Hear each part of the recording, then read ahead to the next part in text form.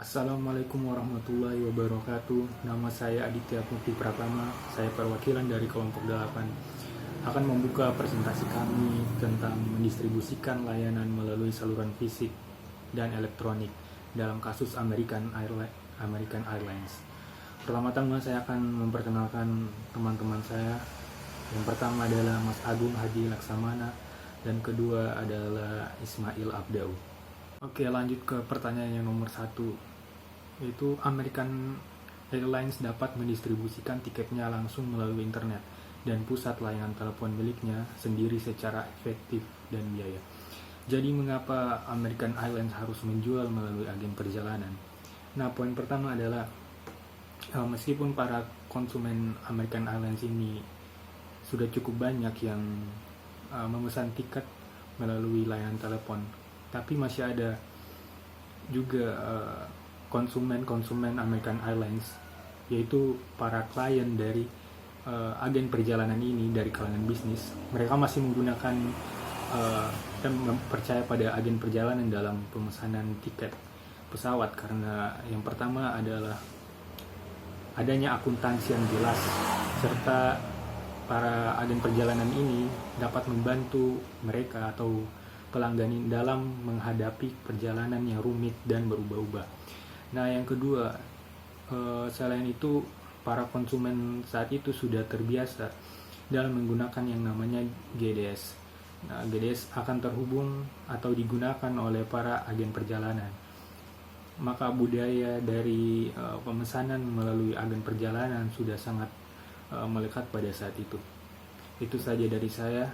Dilanjutkan oleh teman saya Ismail Abdau. Menghabiskan ratusan juta dolar Amerika Serikat untuk membayar biaya GDS. Pada akhirnya, siapa yang membayar biaya ini?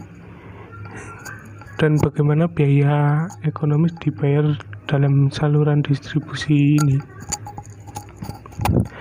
Harga merupakan hal yang sangat sensitif, terkadang bisa naik dan turun. Di sisi lain, para customer juga menginginkan kecepatan dan layanan yang berkualitas tapi dengan harga yang murah. Di sini juga perusahaan penerbangan terus merugi secara historis menjadi alasan mereka menetapkan harga yang tidak stabil, dan juga tiap-tiap maskapai penerbangan sudah membayar biaya GDS mereka masing-masing. Tiap-tiap maskapai dapat menetapkan tarif yang berbeda kepada masing-masing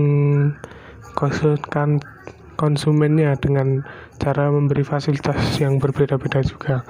Tetapi industri penerbangan memang harus menerapkan tarif yang tinggi kepada konsumennya atau mereka akan bangkrut nantinya. Dan pada akhirnya biaya ini dibebankan pada customer untuk setiap tiket yang dikeluarkannya.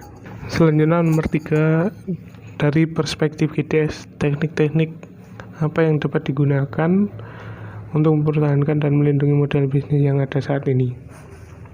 GDS di industri perjalanan berasal dari model tradisional yang beroperasi di reservasi tiket, dilakukan dengan sistem komputerisasi karena kemajuan teknologi yang signifikan, mampu memfasilitasi cara lebih mudah untuk lintas mitra penerbangan dan melalui agen perjalanan, hotel, dan industri penyewaan mobil terus mendapatkan keuntungan dari GDS. Menggunakan GDS untuk membawa peralatan operasional tambahan.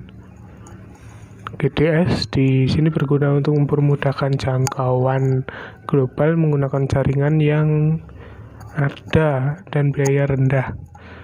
Beberapa kegunaan GDS juga dalam proses untuk mengurangi biaya dan meningkatkan keuntungan mereka untuk melayani pelanggan mereka secara langsung untuk mengakomodir perubahan dalam model bisnis.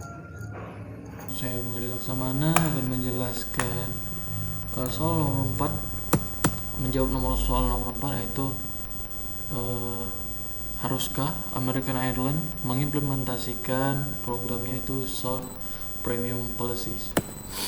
Ini kelebihan dari short premium policy itu lebih banyak sumber pendapatan dan salah satu cara untuk menekan biaya saat ini. Terus juga kekurangannya dari short premium policy adalah akan adanya nanti terjadi permusuhan antara maskapai penerbangan, global distribution system dan travel agent. Dan pilihan maskapai alternatif nantinya bukan American Airlines lagi, artinya di sana nanti travel agent akan lebih menyuguhkan maskapai lain dibandingkan American Airlines. Dan itu ada penurunan profit dari American Airlines karena dia harus tetap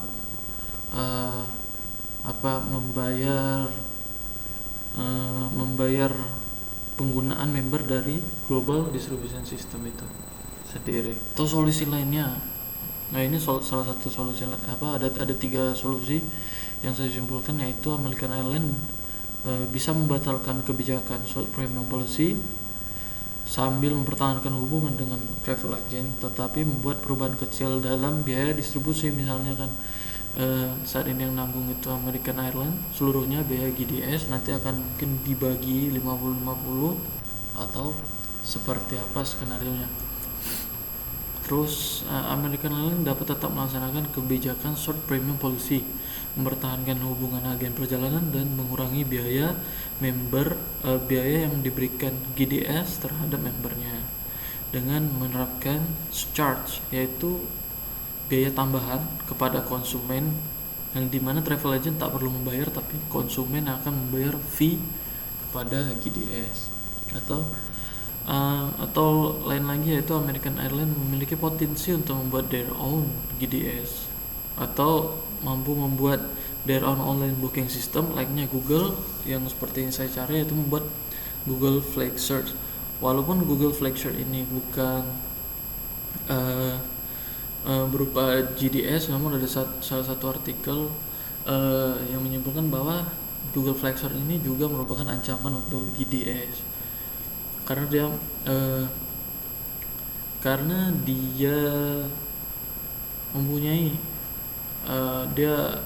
mempunyai ekosistem sendiri. Walaupun sebenarnya harganya lebih mahal, yaitu dia menerapkan fee $16 kepada tiap pemesanan. Namun ekosistem yang disediakan oleh Google Flag Service ini sangat memadai, yaitu antara lain data konsumen yang telah ada, terus juga info pesawat, kecelakaan dan sebagainya itu udah ada. Oke, terima kasih.